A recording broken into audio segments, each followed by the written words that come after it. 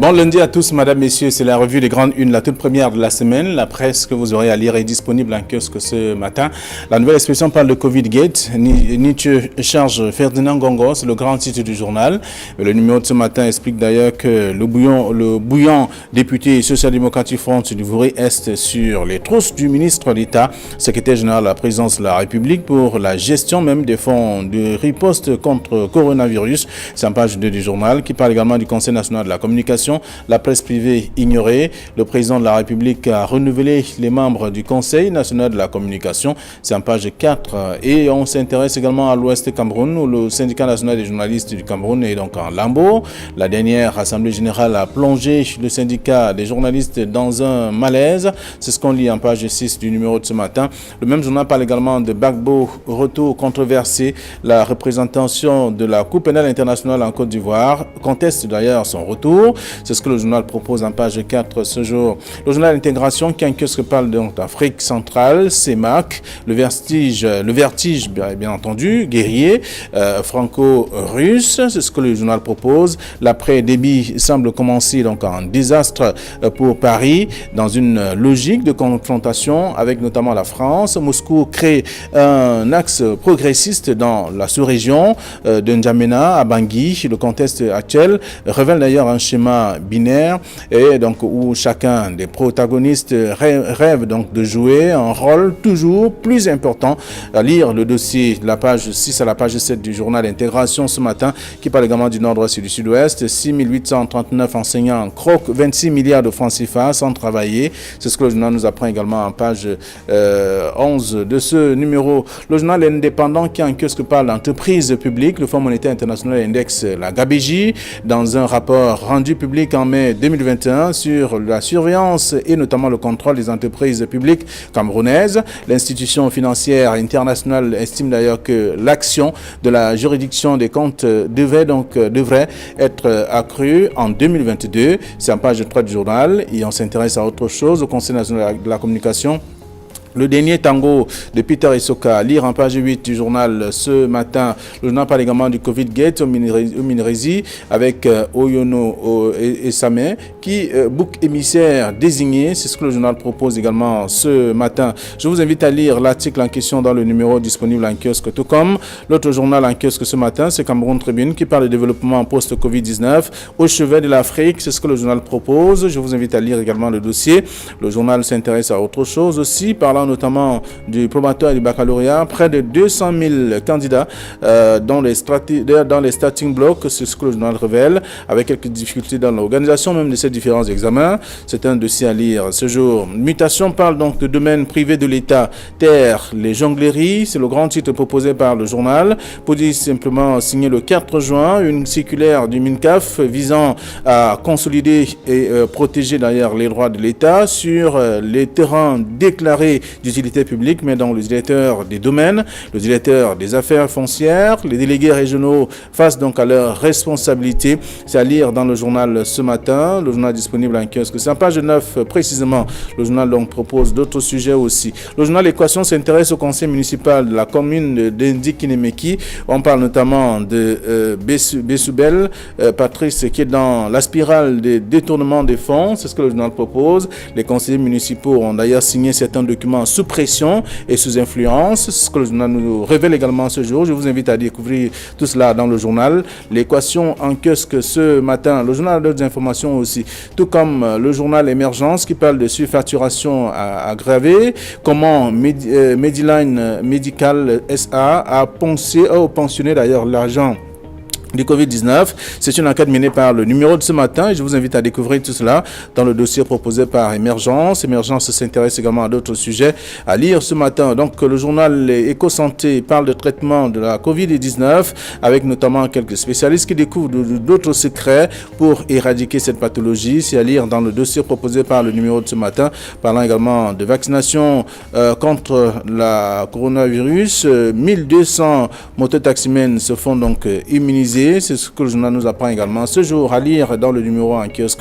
L'autre journal en kiosque, c'est L'Œil du Sahel qui parle de recrutement des instituteurs. Alerte sur le non-respect des quotas dans la Damawa. C'est dans le numéro de ce matin. À lire donc en page 6. À lire également dans le journal Christine Madjoulde, première femme journaliste du Septentrion au Conseil national de la communication. Et on parle également de Meganga dans l'extrême nord.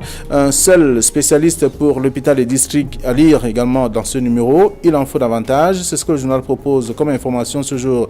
Le journal L'économie parle notamment d'entreprises publiques, des orientations du Fonds monétaire international pour de meilleures performances.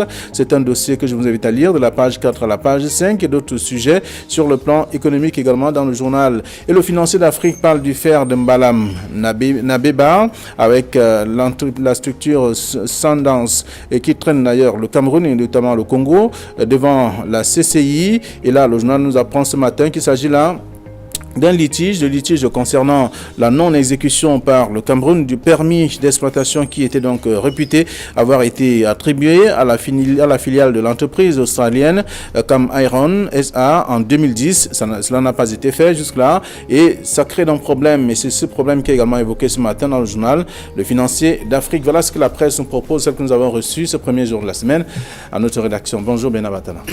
Bonjour Flavien Dongo. Bonjour Thierry Nyopé. Bonjour, Diki Nimeki. Merci d'être avec nous ce matin. Bonjour Thierry Nyopé. Bonjour, bonjour bonjour aux téléspectateurs des grandes lunes que j'ai retrouvé avec beaucoup de plaisir ce matin pour n'avoir pas été là la semaine dernière. Ça, ils l'ont compris de toute façon. Nous serons à la hauteur des sujets qui sont portés sur la table. D'accord, les sujets, il y en a 6 ce matin et les lecteurs ont également la possibilité de parcourir les tabloïds, d'être au fond de l'actualité. La nouvelle expression qui revient sur le dossier ce matin concernant Covid-Gate. Jean-Michel Nitieux charge Ferdinand Ngongor, le député du Social-démocratique Front d'Ouvrier Est, qui est sur les trousses du ministre d'État, secrétaire général à la présidence de la République, dans le cadre de la gestion même des fonds contre la pandémie au Cameroun. C'est de bonne guerre, hein. Il faut dire que l'honorable Jean-Michel Nitieux, qui est député du SDF, vous l'avez souligné tout à l'heure à l'Assemblée nationale, est resté égal à lui-même.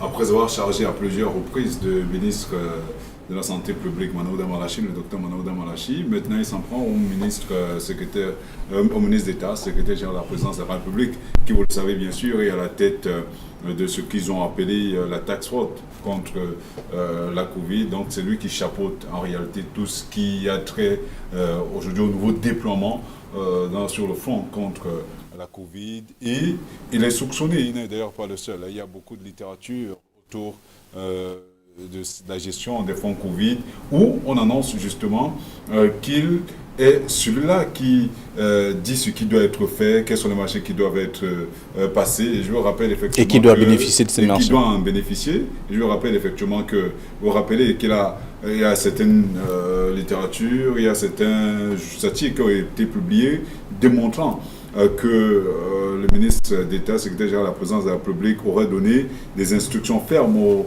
ministre de la Santé publique, afin de lui demander de signer certains marchés à quelques prestataires de services. Il y a eu beaucoup de choses qui ont été dites là-dessus. Vous vous rappelez effectivement de ce scandale qui a cours ces derniers jours autour de Medellín, avec tous ces milliards dépensés à l'emporte-pièce. En réalité, on dit également qu'il serait au cœur de cette affaire de Covid-Gate. Vous vous rappelez la fameuse lettre qui a été envoyée au ministre d'État en charge de la justice et garde des Sceaux, M. Laurent Esso, lui demandait effectivement d'initier des enquêtes au regard de ce que la Chambre des comptes avait produit. Donc voilà, on comprend pourquoi il y a également ce lever de bouclier autour du ministre secrétaire général de la présidence de la République qui, on ne le dira jamais assez, est la main visible du chef de l'État qui, par rapport à cette lutte, n'est pas si visible que ça. Alors, Bernard Batana, en parcourant le journal La Nouvelle Expression ce matin, on constate justement que ce sont des révélations importantes, ou fortes, si vous le voulez, de l'honorable Jean-Michel Nitieux, qui doit mener son enquête pour savoir exactement qui a ordonné quoi et comment est-ce que l'argent a été géré. Alors, Jean-Michel Nitieux, que je qualifierais ici de sonneur de cloche, sentinelle de l'action gouvernementale. Il a encore fait résonner un autre son de cloche dans cet épisode, dans ce feuilleton de Covid-Gate, une autre épisode, celle de la fabrication de l'azithromycine et de l'hydrochloroquine, l'hydroxychloroquine. Voilà 2 médicaments qui devaient être fabriqués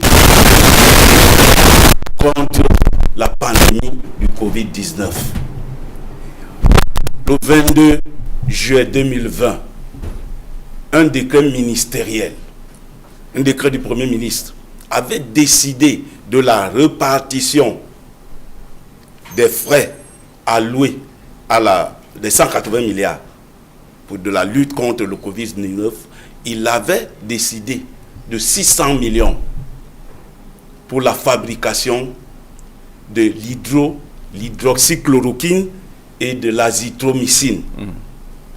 Alors, les acteurs qui entrent en jeu dans cette fabrication sont notamment le Centre national d'approvisionnement en médicaments essentiels, Sénamé, et l'Institut de recherche médicale et des plantes médicinales, IMPM. Et c'est à IMPM qu'a été donnée la responsabilité de fabriquer des médicaments. Ces médicaments.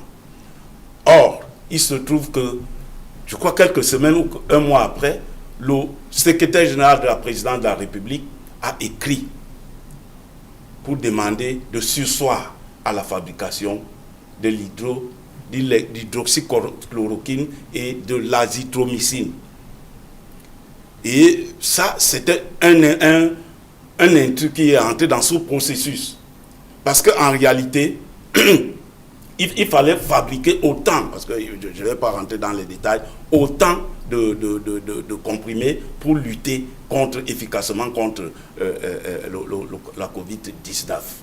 Donc cette lettre du Premier ministre, du ministre secrétaire général de la présidente de la République est venue sur soi à toute fabrication. C'est là où réside le problème. Celui de savoir pourquoi. Alors, il n'y a pas eu importation, comme ça se dit. Bon, il y a eu importation. Il y a eu médicaments qui a été il y a refait. plutôt importation de médicaments. C'est-à-dire quand on a demandé au Cameroun d'arrêter, parce que le Cameroun était capable de fabriquer des médicaments. Et il y a plutôt eu importation. Et là, la question qui se pose, pourquoi est-ce qu'on a demandé de surseoir à la fabrication locale au profit des importations? Si tant il est vrai que les importations profitent au pays qui envoie les médicaments ici. Voilà la principale question, la principale problématique que pose Jean-Michel Nietzsche. Et il demande pourquoi. Et il demande qu'on dise, qu'on nous donne le compte d'affectation. Le compte d'affectation de la distribution, de l'exploitation. Alors, on comprend bien que chacun de l'exploitation de la partie réservée au ministère de la Santé. Voilà la problématique que pose Jean-Michel Nietzsche, que j'appelle le sonneur de cloche. Voilà le nouveau son de cloche que donne Jean-Michel Nietzsche et qu'il faut. Il a dit dans son... Chacun va de son analyse pour des investigations. Expliquer ce qui s'est passé. On le constate. Chacun a sa perception même de cette gestion et même des sorties des uns des autres dans le cadre de cette affaire Covid-Gate, qualifiée de Covid-Gate aujourd'hui. Oui, au-delà de toute chose, je vous rappelle qu'il y a des enquêtes en cours. Je ne vais pas rentrer directement dans le fond du débat pour savoir exactement qui a fait quoi. On laisse également le soin aux enquêteurs de mener ce travail, même comme on dit que leurs ordinateurs ont quelque peu été emportés à la suite d'un cambriolage. Mais je vous rappelle, Bernard l'a dit tout à l'heure avec beaucoup d'emphase, au début on n'a pas certainement voulu rentrer dans cette logique, étant donné que les enquêtes se poursuivent. Il y a quand même près de 10 millions de comprimés qui devaient être importés, notamment l'hydrochloroquine et l'azithromycine. Donc à raison de 5 millions pour chacun de ces produits, l'agent, en principe, il y a eu un compte d'affectation, Bernard l'a dit tout à l'heure, qui a été débloqué par la suite en novembre 2020. Le ministre d'État, sur haute instruction, il faut le préciser, sur haute instruction, cela signifie qu'en réalité, les ordres viennent du président de la République si on se fie à la décision, à la correspondance qui instruisait le ministre de la Recherche scientifique de surseoir justement à la fabrication de ces condamnables. Pourquoi, au lieu de fabriquer, Bernard l'a dit tout à l'heure, le Cameroun ayant la capacité de le faire, pourquoi ne pas fabriquer à raison de plus de 10 millions de ces comprimés-là pour finalement accepter une commande qui avait été passé à l'avance. À qui profitent les marchés et les rétrocommissions? Pourquoi on privilégie une piste qui génère de l'argent aux autres pays, qui génère de l'argent à d'autres employés des autres pays, alors que cela aurait pu quand même permettre aux scientifiques camerounais de mettre en exergue leur talent, surtout qu'ils avaient dit qu'ils avaient la capacité matérielle et intellectuelle d'arriver à bout de cette opération-là. Donc on n'a pas compris pourquoi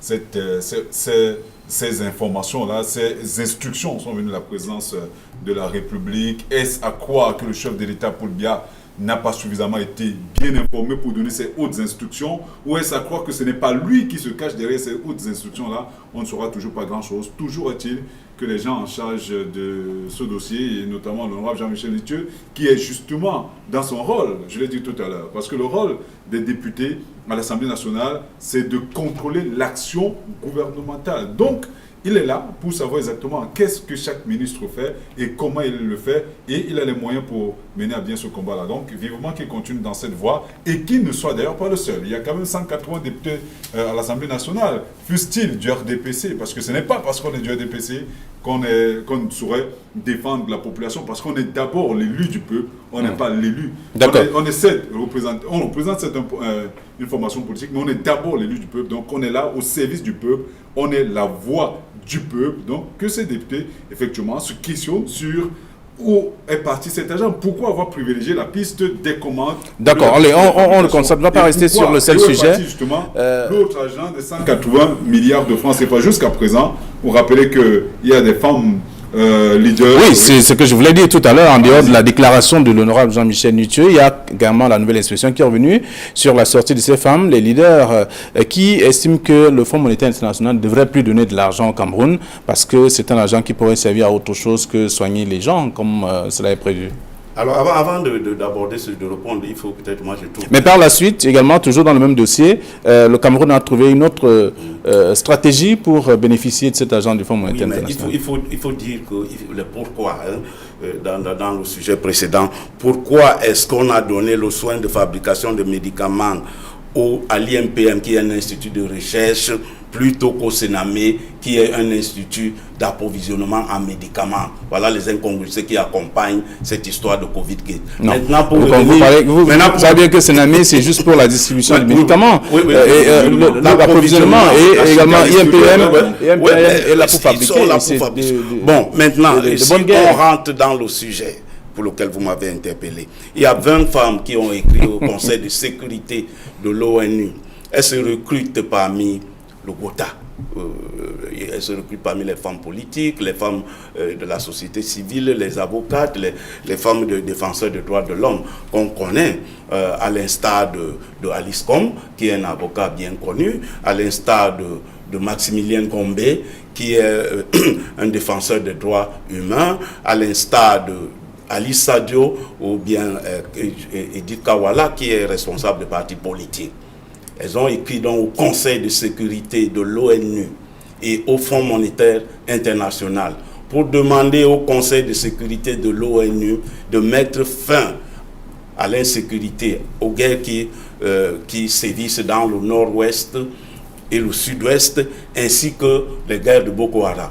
Elles ont demandé au FMI de surseoir à tout décaissement d'un nouveau fonds avant que la lumière ne soit faite sur les exactions qui ont accompagné la gestion des 180 milliards alloués à la lutte contre la pandémie du Covid-19. Voilà en toile de fond ce que véhicule la lettre de ces 20 dames. Elles sont 20. D'accord. Vous dites un mot parce que c'est également un rapport en lien avec les dénonciations de Jean-Michel Nitieux. Je crois qu'on a suffisamment été disert là-dessus. On a dit ce qu'on avait à dire. Il est clair que les Camerounais veulent savoir exactement à quoi sévit les 180 milliards de francs CFA parce que c'est une incongruité au moment où on n'a pas, dans des zones comme le Septentrion, également une bonne partie du littoral, notamment dans la Sénégal-Maritime, on n'a pas de route, on n'a pas d'eau potable, on n'a pas d'infrastructure sanitaire adéquate, qu'on continue à dire qu'on a dépensé 180 milliards de francs CFA par perte et profit parce qu'il n'y a pas d'hôpitaux qui ont été créés entre-temps, il n'y a pas de lits qui ont été créés, qui ont été achetés entre-temps véritablement. Quand on vous dit qu'on a fait construire un poste de santé au niveau des frontières, au niveau des zones frontalières de l'aéroport de Simalène à plus de 100 millions de francs CFA. Vous demandez quel genre de poste on peut créer, on peut construire après 100 millions de francs CFA. Quand vous regardez, quand vous lisez dans le détail les marchés qui ont été passés de gré à gré, vous tomberez à la renverse. Il y a des gens qui sont fait un agent fou autour de cette affaire de la Covid. C'est-à-dire au moment où les gens meurent, au moment où nous on a perdu des amis pendant cette pandémie-là, qui continue d'ailleurs son bonhomme de chemin. Et on vous dit que des bons hommes ont poncé dans le trésor public. Je vous rappelle que c'est vous, c'est nous, ce sont nos enfants qui paieront cet argent-là. Et eux, ils ont déjà suffisamment, même si vous prenez 1 milliard maintenant, vous mettez en banque, ça tourne, les bénéfices vous permettront quand même de gérer. Ça veut dire en termes d'impôts, vous ne perdez pratiquement rien du tout. Donc, ce sont les pauvres qui continuent à payer le loup tribut dans cette affaire. Donc, il faudrait que l'on sache exactement de quoi ça retourne et que les coupables soient sévèrement punis. Vous vous rappelez, le chef de l'État, dans l'un de ses discours, le président Biya avait dit que les voleurs à col blanc rendront gorge. Mais jusqu'à présent, on se rend compte que l'opération Épervier est une opération quelque peu à tête chercheuse. Il faudrait qu'on aille au-delà et que... Parce qu'au-delà de tout il y a certains qui pensent qu'il n'est pas nécessaire de les mettre en prison, mais seulement qu'ils remboursent l'argent qu'ils ont. Pourquoi permettre d'abord pourquoi faciliter déjà l'accès à cet argent-là sans pour autant avoir de les visiter? Si l'article 66 de la Constitution, qui peine à être appliqué au Cameroun, l'avait été, je suis sûr qu'il y a des prévarications qui n'auraient pas cours de nos jours. Donc, vivement que l'on passe de la parole aux actes. Très bien. Alors, donc, tous ces éléments sont dans la plupart des tabloïds ce matin, parlant de l'opération Covid-Gate. On le constate d'ailleurs. La Nouvelle Expression, bien d'autres tabloïds qui s'intéressent à ce sujet. Mutation parle dans le domaine privé de l'État ce matin avec un grand titre, Taire les jongleries. On le voit bien. Et en citant les noms de certains ou les postes de certains directeurs qui sont chargés, directeurs du domaine, directeurs du cadastre et autres, ainsi que les délégations régionales où la gestion des terres est également menée avec beaucoup de difficultés. Alors cela fait suite à une note du ministre du cadastre et des affaires foncières qui a voulu mettre la lumière en ce qui concerne la gestion du domaine de l'État, du domaine foncier de l'État. Parce qu'on a constaté depuis un temps qu'il y a eu un imbroglio, qu'il y a eu beaucoup d'irrégularités dans la gestion du domaine de l'État. Je crois que, la note du ministre vient à point nommé, si elle peut mettre la lumière sur le patrimoine de l'État. Et il me souvient qu'il y a quelques années, on avait entrepris de recenser tout le patrimoine de l'État sur toute l'étendue du territoire national. On souhaiterait, à la suite de cette note, que les résultats de ce recensement soient rendus publics pour qu'on sache quel est le domaine, quel est le patrimoine de l'État à ce jour et pour qu'on sache quels ont été les gens qui ont exploité de façon irrégulière le domaine de l'État. Alors, certaines sources révèlent que ça traîne parce que une bonne partie a été bradée par certaines autorités. Justement, c'est ce que je dis.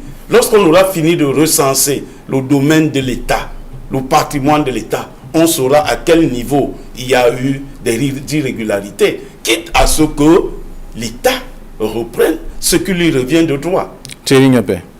Oui, en réalité, vous vous rappelez que le ministre en charge des domaines, M. Henri Yebe Ayissi, a mis en circulation une circulaire dans laquelle il dit effectivement qu'il va poursuivre, qu'il se réserve le droit de poursuivre les détenteurs des titres fonciers abusifs et il se réserve... Qui sont d'ailleurs délivrés par qui? Je dis, il se réserve également le droit de les exproprier, espérons qu'il passera de la parole à l'acte. Donc, en réalité, il faut taper du poing sur la table parce qu'il se recrute également dans la haute administration. Ce n'est pas le Camerounais lambda qui peut se permettre justement d'avoir accès à un titre foncier, même s'il est falsifié. Ce n'est pas le Camerounais lambda qui pourra avoir accès au domaine privé de l'État. Donc, ce sont généralement les pontes du régime, ce sont des gens haut placés, parfois des hauts gradés même, qui se permettent même parfois d'arracher les terrains des privés avec des faux titres fonciers. Donc, il faudrait que l'on que l'on tape du poing sur la table, parce que ce sont également des situations de crise qui peuvent parfois entraîner des guerres. Il y a des patrimoines entiers. Je vous parlerai par exemple, Bernard Batana le sait si bien, du côté du CAM, où le domaine privé est pratiquement bradé. Il y a également, du côté, il y a eu dernièrement je crois que le Premier ministre a reçu tout un chef d'une communauté venu justement plaider le problème des terres. Merci. Alors dans ces mutations qui évoquent le sujet ce matin, domaine privé de l'État, terre, les jongleries, c'est le titre proposé par le journal. Merci à vous chers messieurs, nous laissons le soin au lecteur d'aller lire ce que la presse propose. Le temps allait trop vite ce matin, donc demain nous serons encore sur ce plateau, il sera 9h20. Bonne journée. Salut.